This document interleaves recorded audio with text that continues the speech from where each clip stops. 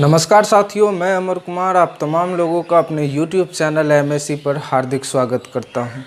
साथियों, इंग्लिश के सेशन में हम लोगों ने पिछले वीडियो में पढ़ा था सिंपल फ्यूचर सेंटेंस के बारे में। इसके अंतर्गत हम लोगों ने शैल विल प्लस बी का प्रयोग करते हुए अफर्मेटिव सेंटेंस को समझा था, नेगेटिव सेंटेंस को समझा था, इंटेरोगेटिव सेंटेंस को समझा था। आज के सेशन में हम लोग इंटेरोगेटिव प्लस नेगेटिव, टर्म और टर्म प्लस नेगेटिव सेंटेंस के बारे में चर्चा करेंगे। यदि आपने पिछला वीडियो देखा होगा तो इस वीडियो का आप बेसब्री से इंतज़ार करते होंगे। तो चलिए आज उस इंतज़ार को ख़त्म कर देते हैं। चलिए शुरू करते हैं।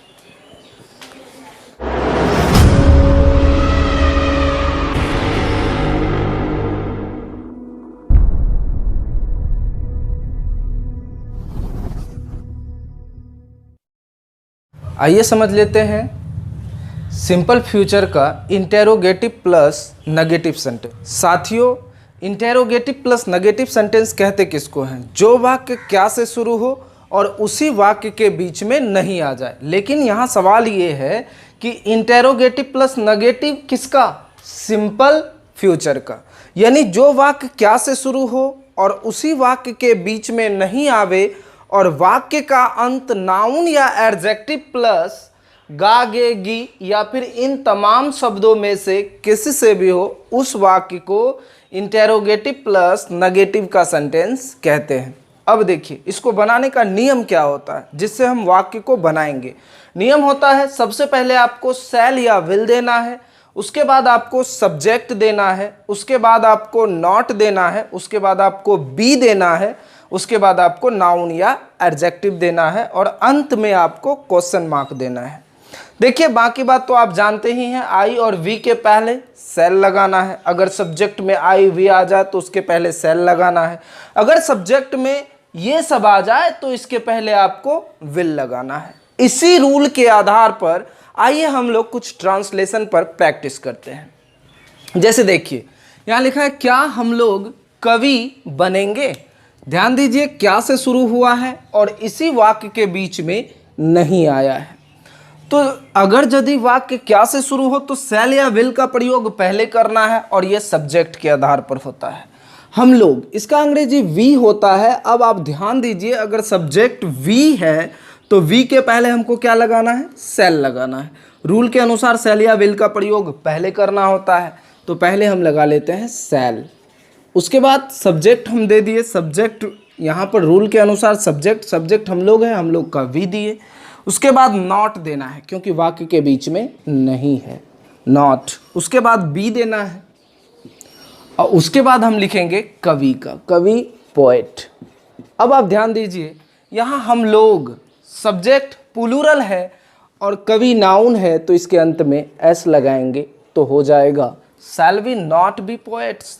मतलब क्या हम लोग कवि नहीं बनेंगे? अगला देखते हैं। अगला लिखा है, क्या मनीष एक अभियंता नहीं बनेगा? ध्यान दीजिए, मनीष सब्जेक्ट है, वन नेम है और वन नेम के पहले हमको विल का प्रयोग करना पड़ता है, तो हम यहाँ लिखेंगे विल, सब्जेक्ट देंगे मनीष, विल मनीष। उसके बाद नहीं है तो तीसरा स्थान पर हमको नॉट लगाना है। उसके बाद बी लिखना है रूल के हिसाब से। उसके बाद एक अभियंता, एन इंजीनियर, एन इंजीनियर। अब आगे देखिए, अगला कहता है, क्या मोनू एक अभिनेता नहीं बनेगा? अभिनेता नहीं बनेगा, क्या से शुरू हुआ है, बीच में नहीं आया है। शैल या विल का प्रयोग पहले करना है, तो सबसे पहले मोनू एक नाम है, विल लगाएंगे, विल मोनू। उसके बाद लिखेंगे नॉट, विल मोनू नॉट। उसके बाद बी देना होगा और अभिनेता यहाँ लिखा है, एक अभिनेता, एन एक्टर। तो पूरा क्या बना? Will Monu not be an actor. उसी तरह से, क्या वह आपके साथ खुश नहीं होगी? देखिए, वह लड़की है, सी और सी के पहले विल, तो यहाँ लिखेंगे विल सी। उसके बाद नॉट देना होगा, नॉट। उसके बाद बी उसके बाद हम लिखेंगे सबसे पहले खुश का हैप्पी, और पीछे से फिर उल्टा देंगे आपके साथ, यानी विद यू। आगे समझते हैं। अगला लिखा है क्या काजल तेज नहीं होगी, क्या काजल तेज नहीं होगी। देखिए काजल एक नाम है, सेल या विल, तो विल लगेगा। विल काजल नॉट बी तेज का इंटेलिजेंट। क्वेश्चन मार्क देना जरूरी होगा क्योंकि ये सवाल है।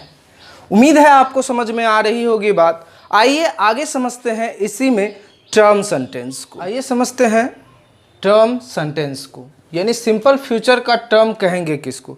जब किसी वाक्य के बीच में क्या, कब, कैसे, कहाँ, क्यों, किस समय, किस दिन, कितना, कौन, ये सब आ जाए और वाक्य का अंत नाउन या एडजेक्टिव प्लस गा या गे या गी से हो, या फिर इन तमाम शब्दों में से किसी से भी हो, उस वाक्य को टर्म सेंटेंस का वाक्य कहते हैं, वो भी सिंपल फ्यूचर का। इसको बनाने का रूल होता है, सबसे पहले आपको W या H क्वेश्चन देना है, उसके बाद सेल या विल देना है, उसके बाद सब्जेक्ट देना है, उसके बाद बी देना है, उसके बाद आपको नाउन या एडजेक्टिव, और अंत में आपको क्वेश्चन मार्क देना है। साथियों WH क्वेश्चन क्या होता है इसको जानिए। ये जो वाक्य में ये सब आएगा, क्या, कब, कैसे, कहाँ, क्यों, और बहुत सारा शब्द है, इन तमाम शब्दों को आप ध्यान दीजिए, ये W या H से शुरू हो रहा है, इसीलिए इन्हीं क्वेश्चन को हम लोग कहते हैं WH क्वेश्चन, क्योंकि ये सारे के सारे शब्द सवाल है। अगर वाक्य में ये सब आ जाए तो सबसे पहले आपको इसको देना है, उसके बाद सेल या विल सब्जेक्ट के अनुसार देना है, उसके बाद आपको सब्जेक्ट देना है, उसके बाद आपको बी देना है, उसके बाद आपको नाउन या एडजेक्टिव देना है।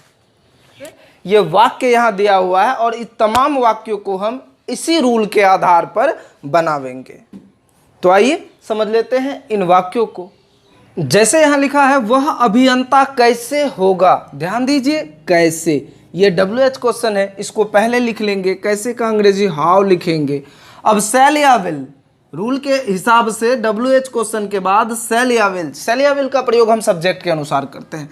सब्जेक्ट वह है तो वह यानी ही या सी होगा, तो ही के पहले हमको क्या लगाना है, विल, तो यहाँ लेंगे विल, और उसके बाद हमको देना है सेल या विल के बाद सब्जेक्ट, तो सब्जेक्ट हो जाएगा ही, उसके बाद बी, उसके बाद हमको देना है अभियंता। अभियंता नाउन या एडजेक्टिव, अभियंता नाउन है, इसके पहले ए या एन लगाना अनिवार्य है क्योंकि सब्जेक्ट सिंगुलर है, तो अभियंता का हो जाएगा एन इंजीनियर, क्वेश्चन मार्क।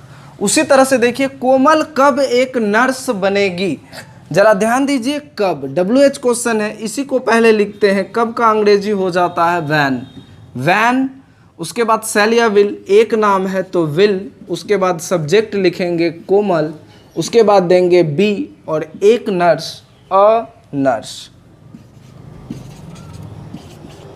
अब क्वेश्चन मार्क दे दीजिए। आगे समझते हैं मेरे दोस्त लोग नेता कब बनेंगे, जरा ध्यान दीजिए, मेरे दोस्त लोग नेता कब बनेंगे। अब यहाँ पर सब्जेक्ट है मेरे दोस्त लोग, लेकिन हमको देना है सबसे पहले WH क्वेश्चन कब है, कब का अंग्रेजी वैन लिखेंगे। अब यहाँ मेरे दोस्त लोग अधिक आदमी हैं, तो यहाँ पर क्या लगेगा विल, और मेरे दोस्त लोग का लिखेंगे माई फ्रेंड्स। अब बी दे दीजिए सब्जेक्ट के बाद, और उसके बाद है नेता का लिखेंगे लीडर्स, क्वेश्चन मार्क। उसी तरह से रीना कब एक गृहिणी होगी, अब देखिए यहाँ पर कब का अंग्रेजी पहले लिख लेते हैं वैन, रीना एक नाम है तो देंगे विल, उसके बाद सब्जेक्ट लिखेंगे रीना, उसके बाद देंगे बी, और उसके बाद एक गृहिणी यानी कि अ हाउसवाइफ। अब यहाँ पर देंगे क्वेश्चन मार्क। आगे समझते हैं सोनम कब एक डॉक्टर बनेगी, यहाँ पर भी देखिए कब आया है, कब का लिखेंगे वैन, और उसके बाद सेल या विल, तो विल देंगे, उसके बाद लिखेंगे सोनम, सब्जेक्ट सोनम है, उसके बाद देंगे बी, और एक doctor the a doctor question mark. साथियों, उम्मीद है आपको समझ में आ रहा होगा। अब चलिए नेक्स्ट पर चर्चा करते हैं, टर्म प्लस नेगेटिव सेंटेंस पर।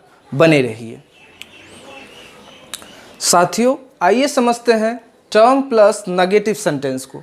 जिस वाक्य के बीच में क्या, कब, कैसे, कहाँ, क्यों, किस समय, किस दिन, कितना, ये सब आ जाए और उसी के बीच में नहीं आ जाए, और वाक्य का अंत नाउन या एडजेक्टिव प्लस गा, गे, गी, या फिर होगा, होगी, होंगे, या फिर बनूंगा, बनूंगी, बनेंगे, इन तमाम शब्दों में से कोई भी शब्द आ जाए तो उस वाक्य को सिंपल फ्यूचर का टर्म प्लस नेगेटिव सेंटेंस कहते हैं।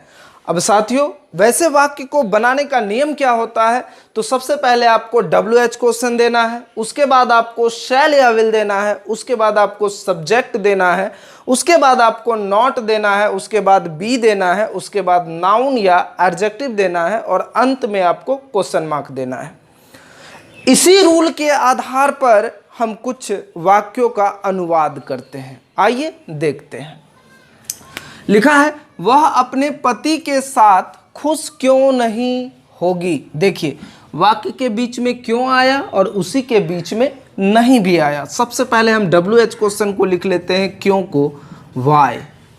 अब हमको रूल के हिसाब से शैल या विल देना है, तो वह लड़की है, तो यहाँ क्या लग जाएगा, विल, और सब्जेक्ट हो गया सी, और नहीं का पहले लिख लेते हैं नॉट, उसके बाद बी, उसके बाद देखिए खुश, खुश का लिखेंगे हैप्पी। अब ध्यान दीजिए, अपने पति के साथ, पहले के साथ का लिख लेते हैं विथ, और अपने पति यहाँ लड़की है सी, उसके बगल में अपना अपनी अपने आया है तो हर हस्बैंड। उम्मीद है समझ में आया होगा आप लोगों को। कोई भी बड़ा सेंटेंस हो उसको पीछे से उल्टाते हैं। अगला समझ लेते हैं, आशा भाग्यशाली कैसे नहीं होगी। ध्यान दीजिए, कैसे, कैसे का अंग्रेजी पहले लिख लेते हैं हाउ। शैल या विल, आशा एक नाम है तो लिखेंगे विल। अब सब्जेक्ट दे देते हैं आशा, तो लिख लेते हैं आशा, उसके बाद नॉट, उसके बाद बी, उसके बाद भाग्यशाली का लिखेंगे लकी, क्वेश्चन मार्क। अब देखिए, मैं भूखा कैसे नहीं रहूँगा। ध्यान दीजिए, कैसे, कैसे का अंग्रेजी पहले लिख लेते हैं, ये WH क्वेश्चन है तो हाउ। अब यहाँ मैं आया, मैं आया तो क्या लगेगा, शैल, शैल, उसके बाद आई, उसके बाद सब्जेक्ट के बाद नॉट, नॉट देना है क्योंकि वाक्य के बीच में नहीं आया है, उसके बाद बी देना है, और भूखा का लिखेंगे हंग्री, क्वेश्चन मार्क। अब अगला देखते हैं, राजू आपका दोस्त कैसे नहीं होगा। ध्यान दीजिए, कैसे और नहीं दोनों है, तो कैसे का अंग्रेजी पहले लिख लेते हैं हाउ, उसके बाद हम क्या देंगे, विल, उसके बाद सब्जेक्ट देंगे राजू, उसके बाद नॉट, उसके बाद बी। अब देखिए, आपका दोस्त, your friend, your friend. Last देखते हैं, संजय कैसे उसके साथ खुश नहीं होगा। देखिए यहां पर देखिए, कैसे, कैसे का अंग्रेजी हम क्या लिखेंगे, हाउ, उसके बाद देंगे विल, उसके बाद देंगे संजय, हाउ विल संजय, उसके बाद नॉट, उसके बाद बी। अब देखिए खुश, खुश का लिखेंगे हैप्पी। अब ध्यान दीजिए, उसके साथ, उसके साथ अगर लड़की है तो हर, विथ हर, अगर लड़का है तब विथ हिम, लिखेंगे विथ हर, क्वेश्चन मार्क। यानी how will Sanjay not be happy with her, यानी संजय कैसे उसके साथ खुश नहीं होगा। साथियों, आगे समझते हैं, इसी में एक इम्पोर्टेंट सेंटेंस जब सेंटेंस के बीच में अवश्य आएगा। आइए उसको समझ लेते हैं। साथियों, सिंपल फ्यूचर सेंटेंस में एक चीज़ और समझने वाले है, वो है वाक्य के बीच में अवश्य आ जाता है। जैसे देखिए यहाँ पर कुछ वाक्य दिया गया है आपके सामने, वह अपने पति के साथ खुश अवश्य होगी। उसी तरह से आशा भाग्यशाली अवश्य होगी। उसी तरह से मैं भूखा अवश्य रहूँगा, या फिर राजू आपका दोस्त अवश्य होगा, या संजय निश्चित उसके साथ खुश होगा। अवश्य के जगह में जरूर भी आ सकता है।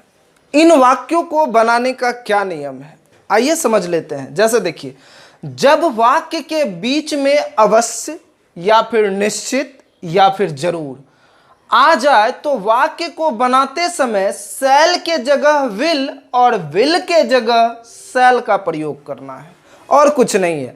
जहां हम शैल का प्रयोग करते थे वहां हम विल का प्रयोग करेंगे, और जहां हम विल का प्रयोग करते थे वहां हम शैल का प्रयोग करेंगे। जैसे देखिए, पहले हम आई और वी के साथ शैल का प्रयोग करते थे, लेकिन हम विल का प्रयोग करेंगे किस सेंटेंस में?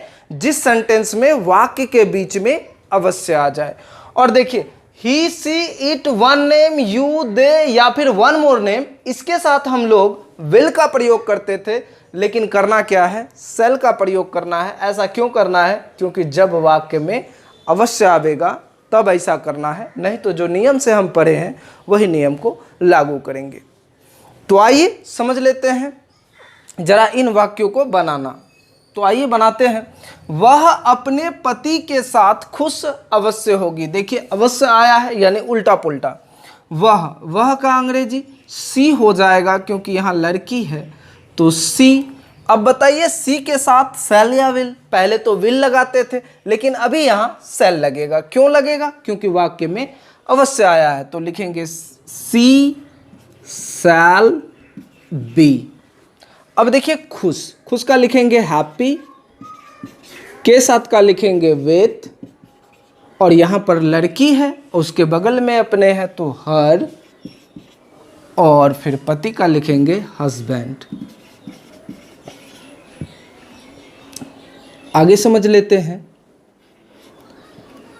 अगला लिखा है आशा भाग्यशाली अवश्य होगी। आशा तो लिखेंगे आशा। अब देखिए, एक नाम है, पहले तो हम विल लगाते थे, लेकिन यहाँ अवश्य आ गया तो क्या लगेगा? शैल। आशा शैल बी, और भाग्यशाली का लकी। अब समझते हैं, मैं भूखा अवश्य रहूँगा। अब देखिए, आई यहाँ अवश्य आया है, पहले आई के साथ हम शैल लगाते थे, यहाँ विल लगेगा क्योंकि वाक्य में अवश्य आया है। तो लिखेंगे विल बी हंग्री।